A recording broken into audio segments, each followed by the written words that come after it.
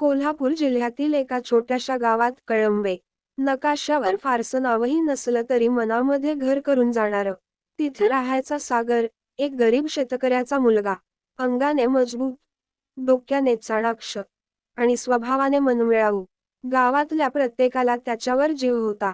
कारण सागर फक्त स्वतःसाठी जगायचा नाही, तो सगळ्यांचा होता. दुसरीकडे कोल्हापूर शहरात राहत होता आर्यन देशमुख. एका मोठ्या ज्वेलरी कंपनीचा वारस. आलिशान बंगल्यात वाढलेला.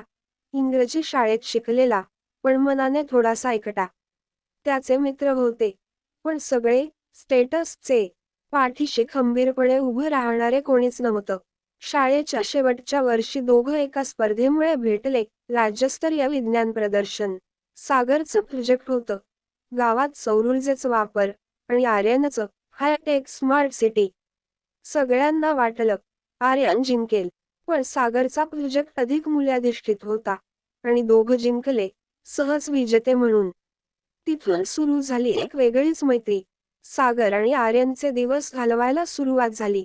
एक साधा आणि दुसरा श्रीमंत, तरीही त्यांच्यात काहीच फरक नव्हता. दोघांचे आपापल्या कुटुंबांशी विशेष जुळलेले नाते होते, पण मैत्रीचा जो एक वेगळा धागा त्या दोघांमध्ये होता, तो म्हणजे समज आणि आपुलकी. सागरच्या घरचं वातावरण साधं आणि प्रेमळ होतं. त्याची आई, विधा, कधीही त्याला जास्त शिकवायची नाही, पण त्याचं धाडस आणि परिश्रम हेच त्याचं शौर्य होतं. आर्यनचा मात्र परिस्थितीचा ताण वेगळा होता. तो एकटा राहायचा आणि त्याला समजलं नव्हतं की पैसे आणि यशापेक्षा काही मोठं असू शकतं. पण सागरच्या मैत्रीत त्याला काहीतरी वेगळं दिसायला लागलं. कधी आर्यन सागरला त्याच्या घरात वागवायचा, कधी सागर आर्यनला त्याच्या शेतावर आणायचा. एकमेकांच्या जडणघडणीच्या जगात समजून घेत, एकमेकांची फसवणूक करायला ते थांबले. लहान मोठ्या गोष्टींमध्ये ते एकमेकांना मदत करत होते. जणू काही दोन वेगवेगळ्या जगांचे दोन मित्र होते. पण एक गोष्ट होती जी दोघांच्या जीवनात आणखी एक वेगळा वळण घेऊन आली. आर्यनची कंपनी त्याच्या वडिलांच्या निधनामुळे त्याला पाठीवर बसवली होती. त्याचे कुटुंब मोठे होते, पण आर्थिक संकटांनी घेरले होते. त्याची शाळेतली 2 महिन्यांची शिकवणी थांबली होती आणि त्याची बिझनेस निर्णय घेणं खूप महत्त्वाचं होतं. एके दिवशी आर्यनने सागरला म्हटलं, माझ्या कुटुंबाला खूप मोठा तणाव आहे. आम्हाला आता पुढे जात राहावं लागेल. मी आपला मागोवा घेतोय, पण कधी कधी आपली मैत्री राखणं जास्त महत्त्वाचं असतं ना. सागर शांतपणे उत्तरला, आर्यन, माणसाचं मूल्य पैशात नको शोध. ते सत्य आणि विश्वासाच्या सायातच दिसतं. तुझ्या कुटुंबाची गरज आहे. तू जो निर्णय घेत आहेस, तो बरोबर आहे. पण मित्र म्हणून, मी तुझ्या पाठीशी उभा राहीन. माणुसकीत आणि विश्वासात. त्यानंतर आर्यनने स्वतःला अधिक परिपक्वपणे उभं केलं आणि त्याच्या वडिलांच्या व्यवसायाला ध्येय दिलं. काही महिने गेल्यावर दोघांमध्ये एक मोठा दुरावा आला. आर्यनचे निर्णय कठोर झाले आणि त्याच्या कुटुंबातील दबावामुळे त्याला सागरच्या सल्ल्याला आणि मार्गदर्शनाला कमी महत्त्व द्यायला लागलं. त्याने एक नवा निर्णय घेतला, शेतीची जमीन विकायची आणि त्याऐवजी नवीन उद्योग सुरू करायचा. सागरला हे खूप धक्कादायक वाटलं. त्याला वाटलं की आर्यन केवळ पैशासाठी त्याच्या आदर्शांना विसरतो आहे. आर्यन, तुमचं व्यवसाय तुमचं काम असू दे, पण माणुसकी आणि तुझ्या कुटुंबाचा आदर्श ठरवू नकोस. पैसा जिंकलास तरी आयुष्य गमावू नकोस. सागरनं आर्यनला सल्ला दिला. आर्यन वळला, पण त्याला हे समजलं की सागरचं सांगणं खरं आहे. तरीही त्याच्या मनात एक गोंधळ होता. त्याला वाटलं की त्याच्या निर्णयांमध्येच कधीतरी काही चुका झाल्या आहेत. काही महिन्यांनी सागर आणि आर्यनमध्ये ते विसंवाद वाढले. एकमेकांपासून दूर जाऊन दोघं आपापल्या जगात अडकले.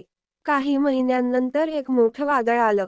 आर्यनच्या कंपनीवर आर्थिक संकट आलं आणि तो एक मोठा कर्जाचा बोजा उचलून गेला. सागरने त्याला अजून एक वेळा मदतीचा हात दिला, पण आर्यनला मान गहाण ठेवताना त्याचा अहंकार आडवा येत होता. एक रात्री सागरला आर्यनचा फोन आला. सागर, मला तुझी मदत हवी आहे. मी अडकले, पण आता मी समजून चुकलोय की पैसा आणि यश यापेक्षा खरं मोल कशाचं आहे ते. सागर हसला. आर्यन, तुमच्या संकटात मी तुमच्या पाठीशी आहे. मैत्रीला पैसा कमी करू शकत नाही, त्यानंतर सागरने त्याच्या सर्व परिश्रमाने आर्यनला त्याच्या कंपनीला उचलून धरून कर्जाचा सुसंगत मार्ग दिला. आर्यनने ज्या कंपनीला विकण्याची सोय केली होती त्याला परत त्याचं बॅलन्स बनवण्यासाठी मदत केली. वयाच्या 35व्या वर्षी आर्यनने पुन्हा एकदा माणुसकी आणि मैत्रीची खरी किंमत ओळखली. आणखी काही महिन्यांनी आर्यन आणि सागर यांच्या आयुष्यात शांतता आली. दोघं एकमेकांमध्ये एक अद्भुत विश्वास तयार करत होते. आर्यनने व्यवसाय पुन्हा उचलला आणि सागर त्याच्याबरोबर शिकवणी देत होता. सागर, तुझ्या सहकार्यामुळेच मी पुन्हा उभा राहू शकलो. तू मला दिलेले विश्वास आणि मार्गदर्शन हेच माझं खरं मोल आहे, आर्यन म्हणाला. सागर हसत उत्तरला, मैत्रीचं मोल पैशात मोजू नकोस. जेव्हा संकट येते तेव्हा जो तुमच्यासोबत उभा राहतो तोच खरा मित्र असतो. समारोप. सावलीसारखी या कथेतील संदेश म्हणजे जीवनात आपल्याला संकटात एकच गोष्ट पाहिजे असते, एक खरा मित्र. जो पैसा आणि इतर गोष्टींच्या पलीकडे असतो. जो कधीही आपल्याला खऱ्या मार्गावर चालण्यासाठी तयार असतो. आयुष्यात खरं मित्र कोण आहेत हे संकटातच समजून येतं. सागर आणि आर्यनची मैत्री आपल्याला शिकवते की मूल्य हे पैशांमध्ये नाही तर विश्वासात आहे. जेव्हा तुमचं जीवन असंतुलित असेल तेव्हा एकाच गोष्टीची गरज असते, एक खरा मित्र, आणि तेच खरे मोल असते. तुम्हाला या कथेतून काही शिकायला मिळालं का? तर कृपया लाईक द्या, कॉमेंट करा आणि तुमचे विचार आमच्यासोबत शेअर करा. तुम्हाला या प्रकारच्या हृदयस्पर्श कथा आवडतात का? तर सबस्क्राईब करा आठवणीच्या मराठी कथाला आणि बेल आयकॉन दाबायला विसरू नका. पुन्हा भेटूया एका नवीन प्रेरणादायक गोष्टीसह. तोपर्यंत मैत्री आणि विश्वास यांचा मोल करा.